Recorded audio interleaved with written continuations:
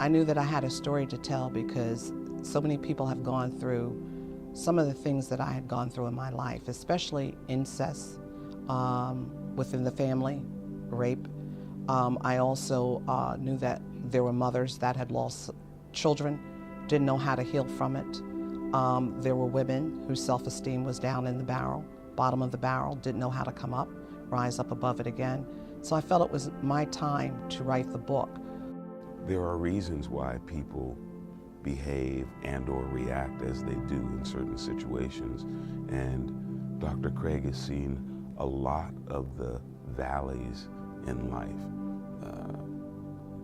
More often than not, people are crushed under the tumbling tide of the vicissitudes.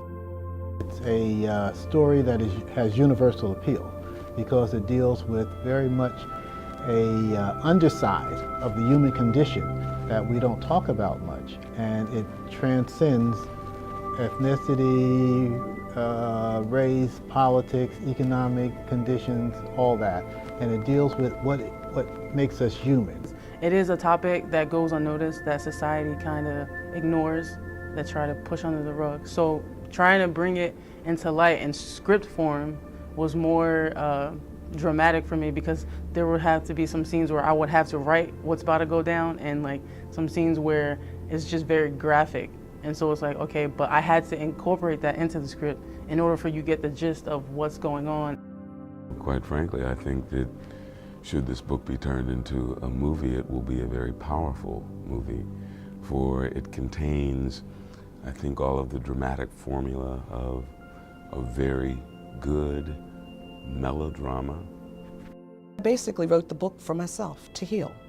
It wasn't about anybody but myself. I had to heal. I had reached the low where I just had given up on me and everything else in the world that God had created, because I was angry, because I lost my two prized possessions, my sons, and I just became very angry. And not knowing when I started writing that actually I would tell all. And it is a tell all. Do I have some people that are angry behind it? Sure. But it's the truth. I often say the names have changed, but the situation remains the same. It is what it is. Many times the victims who suffer all of these injustices blame themselves, especially as children.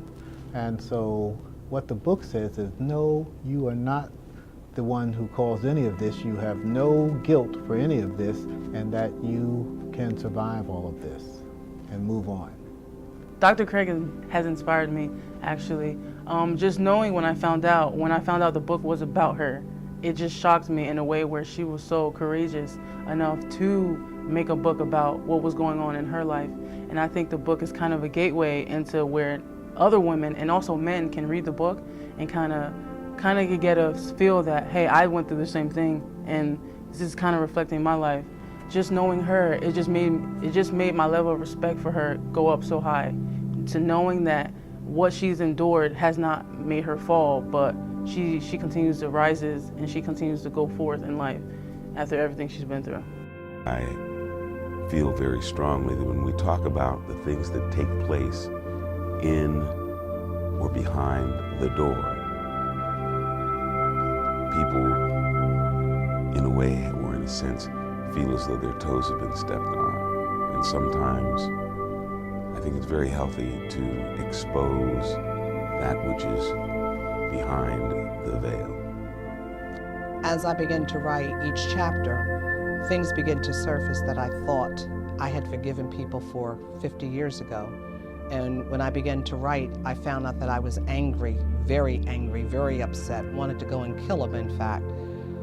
But what happened was, in writing it and my mind going back to some of the things that happened, I began to heal, and I began to really, truly, to learn how to forgive with my heart instead of just with my mouth. I love Dr. Craig, and I think that she's an incredible human being and soul for being able to not only go through much of the pain that she has had to endure, but to also be able to respond and share this with the world, because the world sorely needs it, no matter the religious, national, gender. People really need to know.